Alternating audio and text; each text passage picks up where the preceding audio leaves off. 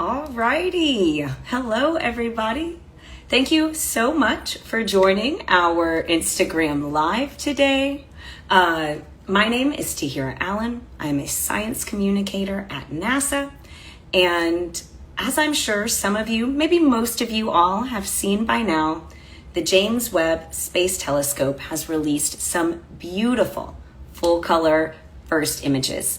And so if you're not familiar with it, the James Webb Space Telescope is now the world's most powerful space telescope. We're going to be talking a little bit about Webb today and about some of its new images. If you have not seen the new first images from James Webb, I really encourage you after today's event to head on over to the NASA Webb account and just be blown away, honestly. I mean, these are the crispest, most distant images of the universe taken to date. And so this leads me to the topic of today's conversation. So today we are going to learn how these images come to life. So we're going to be talking with two Webb team members. We have Joseph D. Pasquale, and then we have Elisa Pagan. They are responsible for translating the black and white image data from the Space Telescope into these beautiful, beautiful full color images that we are all familiar with. We are also going to be joined today by colorblind content creator Natasha Caudle. Natasha actually sees our world in black and white and similarly uses tools to translate the colors around her into things that she can understand. And so this is going to be a really good conversation today. Thank you so much for joining. If you could be patient with me, I am going to invite some of our special guests in. But while I do this, let's take this as a moment to get to know each other. If you are tuning in live right now, go ahead and drop either where you're watching from, or if you have a favorite Webb image, drop all of that into the comment right now. And the second half of today's event. So if you have anything that you want to ask our experts, feel free to drop it in. We have friends monitoring the chats to do that. Alrighty, one more. All right, y'all, we are about to rock and roll.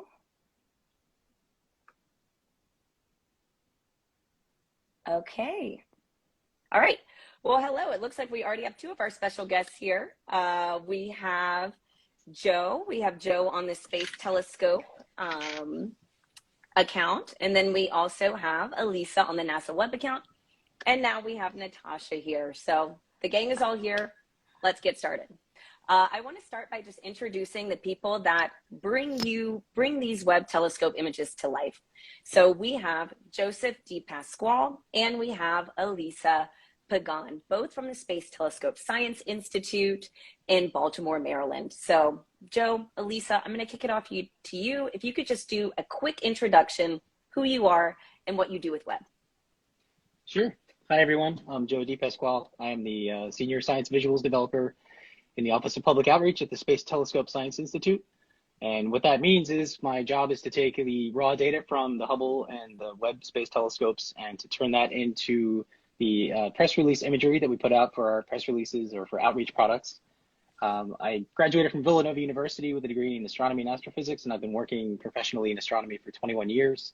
I also have some training in art and music and photography, which all sort of comes together for the work that we do here. Yeah, and I'm Elisa Pagan. I'm also a science visuals developer. I work closely with Joel making the full color images. And just a little bit of context and background about me. I have a background in art and science. So my first degree was actually in art and design at Towson University. And then after that, I decided I wanted to do something different, astronomy. So I pursued a degree in astronomy at the University of Maryland in College Park. Didn't really know how these two paths were going to collide, but took the chance. And then I finally took observational astronomy, and that's where things kind of came together for me. I took my first observations, performed my own data analysis, and then I kind of dawned on me that there are people out there who produce these beautiful color images of space, and I'm like, how do I get to do that? And then I learned about Space Telescope Science Institute after I graduated, and that is the head of science operations for Hubble and now Webb. And I pretty much just stalked their job ad page until this job popped up, and here we are. I love that. Thank you both so much. And then our next special guest is Natasha Caudle. Natasha, can you tell us a little bit about this, about yourself and what you do? Yeah, hi everyone. I'm Natasha, and I am a content creator on TikTok and Instagram. I was born with a very rare eye condition called achromatopsia. So, in addition to just winning the eyesight lottery and having the worst eyesight possible, I'm also completely colorblind. And it just so happens that all of my favorite hobbies and activities also happen to be the most colorful hobbies and activities. I share videos about what it's like to go shopping and to do my makeup and to create art as somebody who only sees in black and white, as well as just making videos educating about blindness and accessibility. Thank you so much, Natasha. And we spoke about this a little bit earlier, but I think it is so cool how you use your platform to really just be a window into your world, and especially for education and things like that. And I would kind of say that's the same thing that we're really trying to do with these space telescopes, just to the universe. And I think it might be a surprise to some people to know that our space telescopes actually see in black and white as well. And so I know, right? Let's go. And so, Joe, could you actually break that down a little bit for us and explain that? Sure. Yeah. So the Hubble and Webb telescopes, they both have detectors on them that are sensitive to intensities of light, but not color. And so really they're designed to just measure the brightness of different objects in space. The color comes into play through the use of filters. And this isn't like Instagram filters. This is a physical mechanism on the telescope that rotates a filter into the field of view between the light and the detector. So it's kind of like wearing like glasses that make things look red and blue, like old 3D movie glasses, things like that. So you can take pictures in different wavelengths of light. And so for Webb, we're looking at all infrared light. But within that, we're looking at small bands of infrared light. And we can use that to color the data and pull it all together to make the color images that we now see from Webb and what we've been seeing from Hubble for many years. Okay, wow. You know, that wouldn't be, you would think that it just comes down like pretty colorful, beautiful process. And Alyssa, do you have anything to either add to that, or could you explain why we are even adding this color? Yeah, no, that's a great question. So as Joe mentioned, we apply or we prescribe colors, a specific color that best represents that wavelength. And we usually do this in chromatic order. And that just means that we assign sort of the longest wavelength, the redder color, and then the shortest wavelength, the bluer color, and then green in between. That's just how our visible spectrum works. But if we're talking about like why we make these color images to begin with, is that we're getting specific information and detail in each of these filters. It's telling us something about the science and the processes that are happening in these objects. So you get a lot more for the price of one, essentially. You're getting all these filters, you're combining them together, and then you start to see with the colors where the distribution of maybe these, you know, molecules are, or just the how hot the gas is or the dust. And so you're actually learning a lot more just by being able to see a color image. And it's not just helpful for scientists, but it's actually helpful for the general public because it just helps you translate these scientific discoveries and get people more engaged, and it makes it more accessible. Okay, so this is really cool. So it is not just pure aesthetics, you know, like we are learning something from these colors. And Natasha, I want to know, how was your experience with the Webb images? How do they look for you?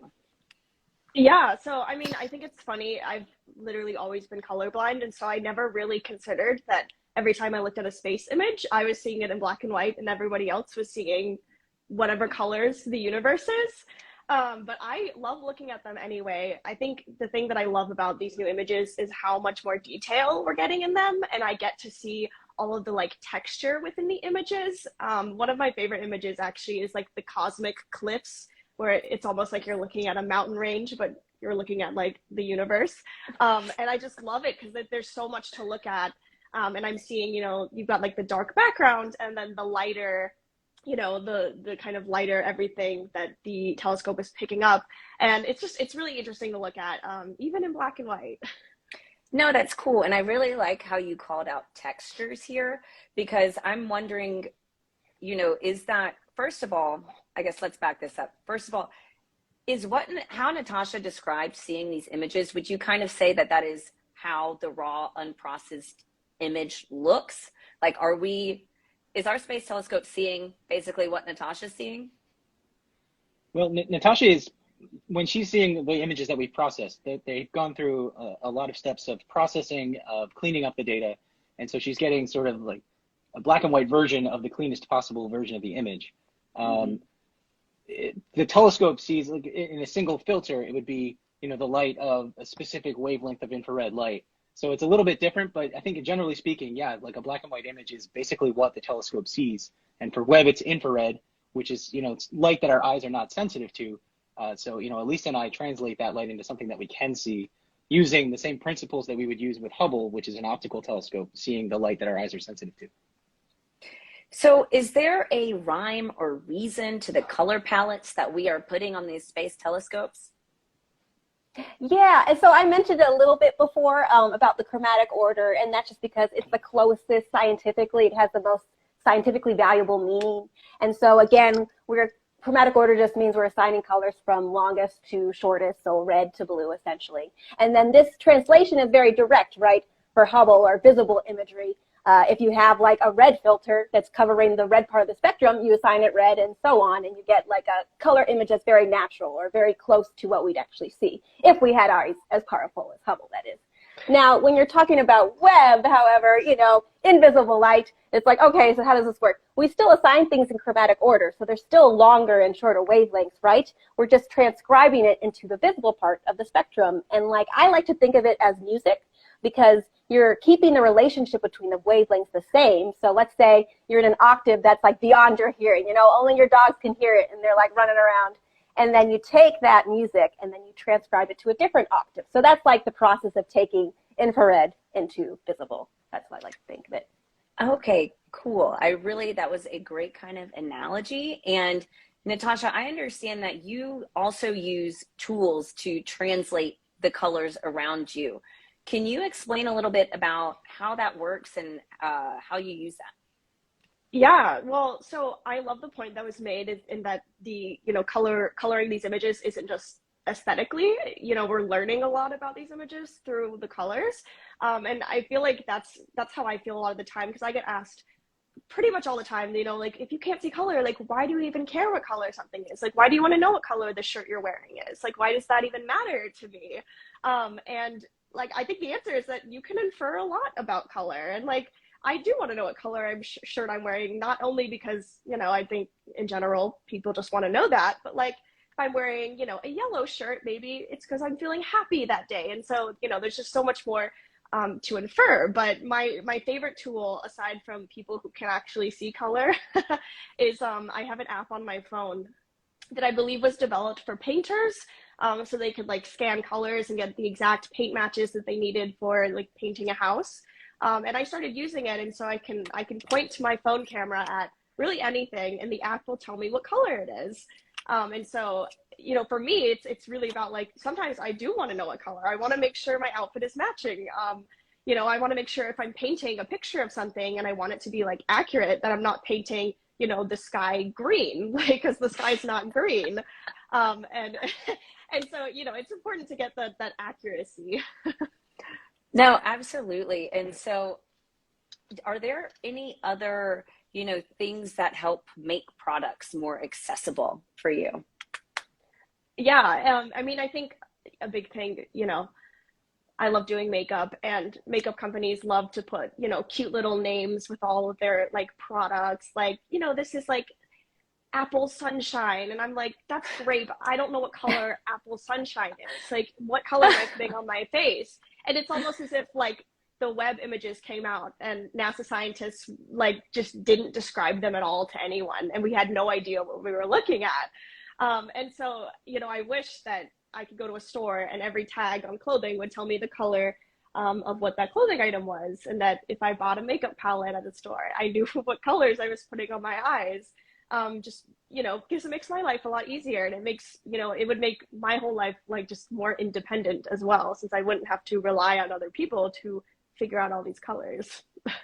Yeah, absolutely. And I mean, you're not the only one out here that I'm sure feels like that. And so I just think it's such a good point to make.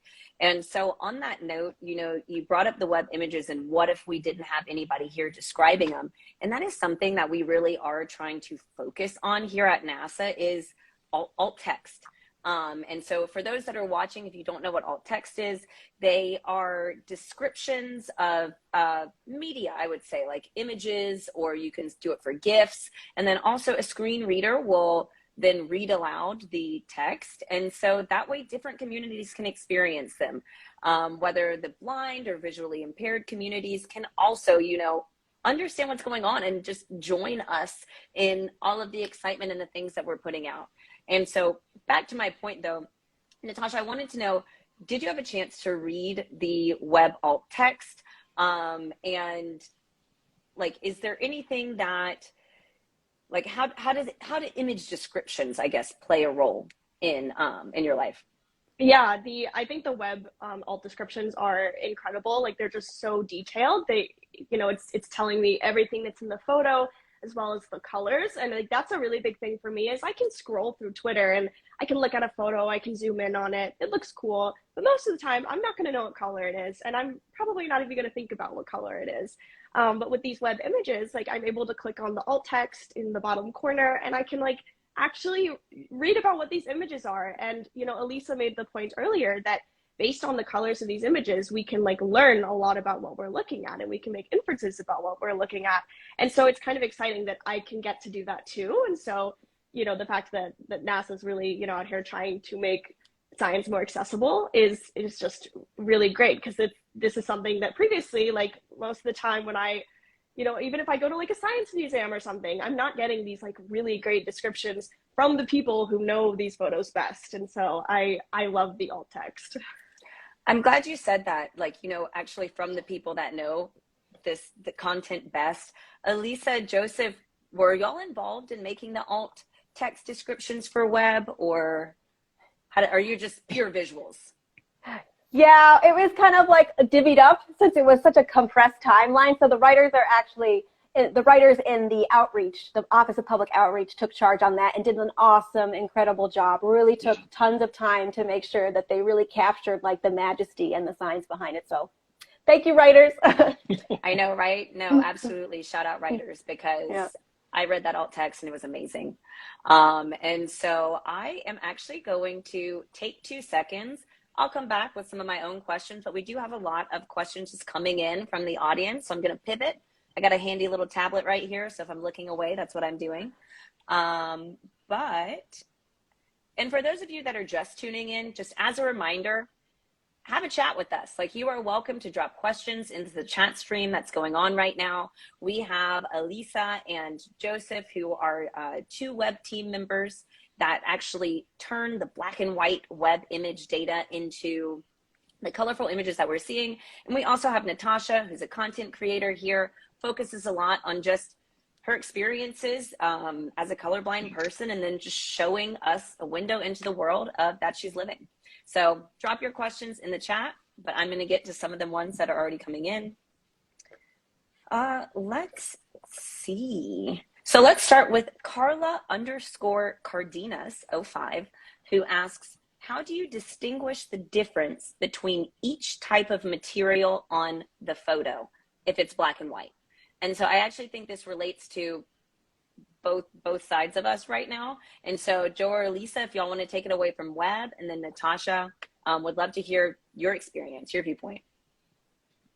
Yeah, sure. So for web, the filters that we use actually help us to determine what we're looking at. So if we use a narrowband filter, which is something that only sees a very small portion of the spectrum, those are usually tuned to look at light that's being emitted by like very specific things, like a hydrogen atom that's undergoing an atomic transition, and it emits a photon of a very specific energy and a very specific wavelength. And so that's one of the ways that we know, like if we take a black and white image in that filter, we know that if it's bright in this region in hydrogen, then we know that we're seeing hydrogen light. So that's one of the ways that we're able to determine that. Okay, cool.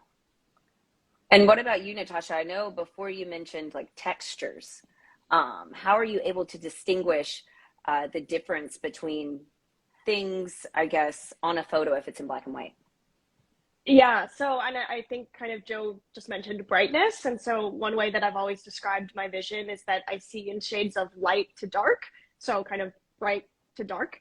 And so in the images, I'm seeing, you know, all the areas where it's a lot brighter and the areas where it's a little darker, but it's not like the dark background of space that we're seeing. And so it really is about like the detail and the texture. And I mean, I think it's funny, you know, I'm not an expert on science or space at all. And so, you know, I'm looking at these images and I'm seeing all of these patterns in it. And so then, you know, going to the alt text is actually fantastic because then I can look at it and I can say, okay, this is what I'm looking at, you know? And so, you know, it's definitely, I think, it's different because I can't make those inferences immediately based on color, but I'm still looking at all the patterns, which still look very cool. Yeah, absolutely, absolutely. Especially with that new Starfield one, just all you mentioned sparkles earlier, and 100%. And so, okay, let's go to the next one. We have, oh, this is a fun one. We have friend.ette, who asks, does the photo end up being different depending who edits it? So I think this one, Elisa, do you want to take this one? Sure. Yeah. So I've been talking a lot about chromatic order. So you'd think like, okay, well, there's like a, you know, definite science to this. So everything should just come out sort of, you know, cut like cookie cutter. But it is subjective. Once you start applying chromatic order, that's where things get a little bit more, you know, artistic. So maybe you don't want to assign the longest wavelength red, maybe you want to assign that orange because it creates a more color balancing or natural looking image. So we're treating it as a photographer at this stage. Once we've sort of cleaned up the images and each of their filters and assigned the specific color in chromatic order, we want to, you know, correct the white balance, neutralize the background, all these things that you would normally do if you just took a picture of, you know, your backyard. And that's the steps that we want to take. We're also remembering to preserve the integrity of the data and also to show off as much details as we can by, you know, enhancing the color separation, enhancing those details as much as possible. But again, you know, we are keeping true to the data itself. And then, so it changes. Sorry, it does change, I guess is what I was trying to say. No, it's cool because that is such a fun fact. I feel like I've been following web for the past year, and this is just a new fact that I've learned. And so that's pretty cool probably for our audience as well. So let's go to our next one. Oh, I love this one. So this is from like a random Instagram user, but it says, what are some things you'd like the science community to know about accessibility, Natasha? Oh, that's a fun one. That's a good one. Yeah, I mean, I think a big thing, and not even for the scientific community, but really everyone else, is just the best way to learn about how to make things accessible is to actually ask the people who need it to be accessible.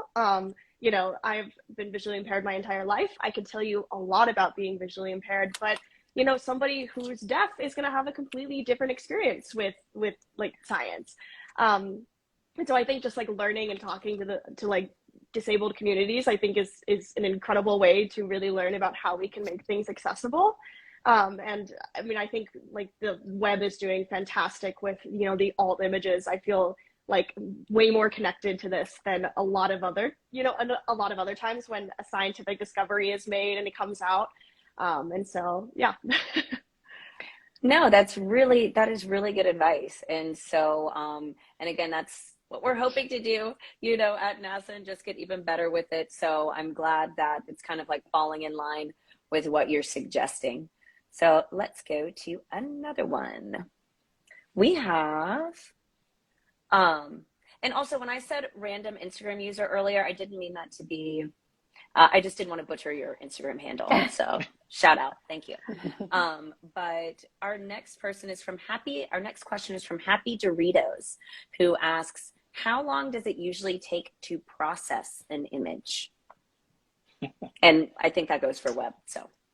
Yeah, so that it varies greatly. For all of the first images that we put out for web, the timeline was really compressed. So we allowed ourselves 2 days for each image. But I've had images that I worked on for Hubble that took like a month to put together, just because it was like a really big image, like a bunch of different pointings put together to make a mosaic.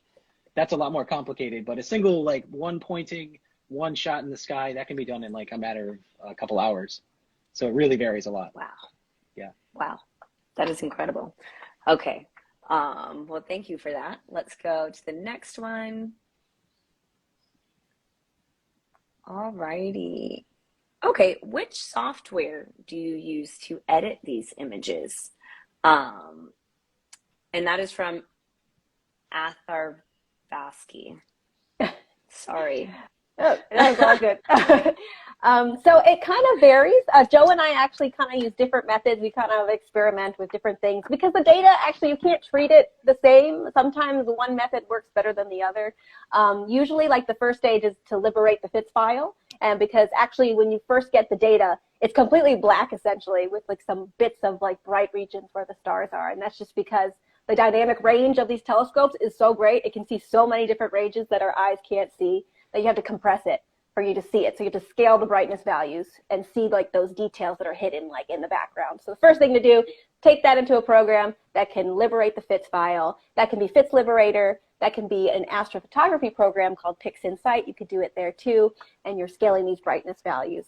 And then depending on how this section goes, you might want to divert to Photoshop or some other photo editing software. It doesn't have to be. It could be GIMP, which is free if people are interested in checking that out. Or you can stay in PixInsight. It really just sort of depends on how the data is working for you, essentially. You're just kind of working with it. And I say Photoshop, and I say that very carefully because I know people hear the word Photoshop and they're like, fake, you know, you're adding, taking aliens out. But no, it's a photo editing software, and we're not removing anything. We're literally just using that as a tool to stack different filters together to combine the colors, and then we're making like contrast adjustments. But we're not, you know, adding or taking anything away. You know, it's real data. We're just trying to visualize it as best that we can. Yeah, no, absolutely. Thank you for breaking that down and making that Photoshop distinguish. And so Natasha, can you actually walk us through how you create some of your content? Yeah, well, so I love kind of the idea that, you know, as these images are being colorized, they're doing it in a way that, you know, it's going to be very natural for somebody who can see color to look at these images. And so something that I do on my TikTok is I put a like just very basic, like it comes with the iPhone, the black and white noir filter on my videos. Because I've always told people my vision is like watching a black and white movie. That's probably the best way I can describe it to people. And so I'll put the black and white filter on my videos, and then I will put the same video in color because people love being able to actually compare what they're looking at. You know, people love a glimpse into my world, but then they want to go back to their nice, colorful world as well. And so it's been really great because, you know, I have a few different types of just, you know, vision issues, and it's very hard to like explain them to people. And so the fact that I can use a filter to actually show people a little bit of a glimpse into my world is really great, and people seem to be really receptive to it. So I love that I get to share it through that. And I always tell people this is probably how I see. It's probably a little bit more filtered because I don't have like a really like if I wanted to use a fancier black and white filter, I probably could open up Photoshop, but you know, it's doing the job. Yeah, no, thank you for breaking that down for us. And so I have a question from Jabara, who asks, Natasha, do you associate different shades of black or white with colors we commonly see? Yeah, so the way that I kind of do it, so I guess how I could describe it is if I was looking at a rainbow, so you've got the 7 colors of the rainbow, red is going to be the darkest shade on the rainbow, and to me, that red looks black to me actually, because it's just a really, really dark shade. And then you've got, I believe yellow is in the rainbow, red, orange, yellow. Yeah, yellow is in the rainbow. Okay. And yellow actually looks like the lightest shade to me. And so a lot of times, if I see something, I'm like, that looks really light, I'm like, oh, that could be white, but it could also be yellow because I know that's a really light shade. So even though I'm not seeing the color, I'm seeing like the brightness of it, kind of similar to how the web images are being processed. That was going to be my exact follow-up. I mean, I don't know. Is there a connection there? Like when we're talking about infrared wavelengths, red wavelengths, when it comes down as the original unprocessed data, is it close to black? How does that work with web? Well, yeah, so as Elisa mentioned, when we first open a file, it basically looks black. And that again is because the dynamic range of the detector is just so huge that you can't display it on a screen or see it with your eyes. So it has to be stretched, and you have to pull the information out. It's like sort of buried in the darkness. But once you do that, you do see different shades of gray, right? So depending on which filter was used, you may see a region that's really shining brightly in a particular filter, and that's telling you that there's enhanced emission of a certain kind of infrared light in a certain region, like a spiral galaxy. Actually, spiral galaxies with the NIRCam look kind of almost uniformly gray, and that's mainly due to the stars. Yeah, the different populations of stars all kind of glow in the similar way in infrared light, so you don't get a lot of contrast there. Okay, is this unprocessed data available for folks to just like compare and contrast? Yeah, MAST, the Mikulski Archive at Space Telescope, that is mast.stsci.edu. From there, that's the archive for all Space Telescope missions here that we run. So all of Hubble data is there, and all the web data. All of the first images are public now, so anyone can go in there and pull the raw data out and look at it for themselves. Okay, cool. Yeah. And so I have a really good question here. How much of your processing work is done manually, and how much of it is automated? Lisa, you want to take that one? That's a good question. So I guess it depends on like what part of the process you're looking at, because there's actually kind of 2 stages of the process. But Joe and I usually deal with the second stage. There's like a pre-processing stage and the post-processing stage. And the pre-processing is like all the calibration. So like stacking all your images together, improving the signal to noise, all those things, removing some of the artifacts. So that's all like a pipeline. That's all Python. So I would say that's automatic. There is like scientists that actually input certain parameters to get the best result. But I would say that's sort of the more automatic stage. And then when we're taking it into, for us, I would say it's more manually, because like there are some algorithms that we can use to like, maybe we want to kind of like quickly make an action in Photoshop, or a different algorithm that can like help supply things just to make things go faster. But every data set is like so distinct that you really want to take the time to process it individually. So I would say our part is very, very, manual and subjective. Yeah. Yeah, it really becomes a by eye kind of thing when we get to that point. Yeah. Okay, nice. And so is it true that both of you processed some of the first images that were released? And if so, definitely want to hear which one is your favorite. Elisa and I both had the privilege of being among the very first people to see actual data from the Webb telescope. Mm-hmm. And yeah, for me, I think my favorite of the ones released so far is the deep field image. And that, it may not be the most flashy of the images that we released, but it has the most astronomical significance. The most distant galaxies ever are seen in that image. Some of them have yet to be discovered. We did some spectroscopic analysis of those galaxies, and we did find one that was 13.2 billion light years. That light has been traveling across the universe for 13.2 billion years. Yeah. Oh my gosh. Okay, can you tell us what spectroscopy is really quickly? Oh yeah, sorry. Yeah. That's basically just breaking light really fast. Yeah. Taking light and breaking it down into its component parts. So like a prism breaks the sunlight into the rainbow. That's essentially a spectrum. You're looking at all of the component light that makes up white light of the sun when you see a rainbow. And it's a similar thing with spectroscopy. We'll take all the light that a galaxy is emitting and break it down into its component parts, and then sort of analyze it and look at, where is it emitting strongly, and what wavelength is that coming in at? And that's kind of how we can tell how far away it is, because the universe is expanding, and that light that we study is being shifted into the infrared due to a process called redshifting. All right, I am going to do a quick follow-up, because we have another question that actually asks, it's Skilloper, who just says, what exactly does infrared mean? So Elisa, you want to break that down? Yeah, let's see. Okay, let's start with the electromagnetic spectrum. So if you guys are familiar, we're familiar with the visible light, right? Because that's the one that we can see. That's the one that, we interact with the world with. But beyond the infrared, or beyond the visible, and to the right of the spectrum, I guess you could say, is sort of the infrared. So that's the lower wavelength, or longer wavelength, lower energy. And then on the other side, higher energy I would say the left. I'm going to just say the left. I don't know what that actually means. But on this side, we've got like X-rays, the gamma rays, the high energy. So let's forget about those for a second. Let's go back to the visible. Actually, and then go into the infrared. So infrared is light. It travels at the speed of light. And even though we can't parse specific colors from infrared, doesn't mean that they don't exist. Like there's very particular wavelengths that exist within infrared. But you can think of infrared as heat. Like I think that's the easiest way to put it. So let's say you're like a firefighter, and a lot of firefighters have like infrared vision because you can see through the gas and dust. This is essentially what we're doing. It's the same reason why we even have an infrared space telescope to begin with. It's because we want to see beyond the gas and the dust, to see, you know, those young stars. In this case, for the firefighter, they're seeing, you know, where the people are so we can save them. And then, of course, like if you've ever seen Predator, you know, the Predator can see if you're hiding somewhere because, you know, you're behind the tree. So that's essentially what infrared is. It's like a heat.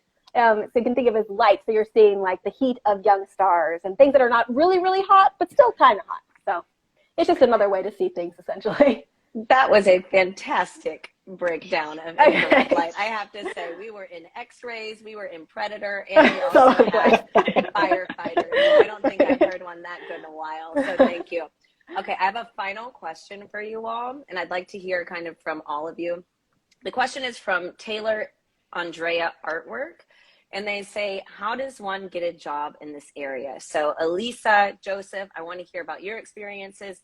And then Natasha, I want to hear about how you like even decided to start up your accounts and become the creator that you have become today. So we can go from top down on my screen. So we'll start with Elisa. Sure, yeah. So I want to begin by saying there's no right or wrong way to get involved. Like if you have an interest, just pursue that interest. Like for me, as you can see, I didn't really have like a set plan in my head. I'm just like, I really like art. I really like astronomy. I'm going to make it work, you know? So like, and that's the cool thing about working at like Space Telescope or NASA is that you can have different skills that you can apply to something else you like. So you can like multiple things. So maybe you're a writer and you want to do science writing. Maybe you're, you know, an artist and you want to do graphic design, like it's scientific illustration. Like this is all possible. If you're talking like specifically like image processing, I would say definitely an astronomy degree is helpful because you do work closely with the scientists and you develop an intuition about what you are seeing in the data and what you should see and basically how to treat it. And then also like, I think it's good to just like have a creative job on the side, whether that's like painting or just sort of any sort of, you know, creative channel is great. Doesn't mean you necessarily have to get a degree, but if you want to, that's great. And then you can also just watch YouTube videos about astronomy or vice versa. So yeah, just whatever you like, just, you know, do it.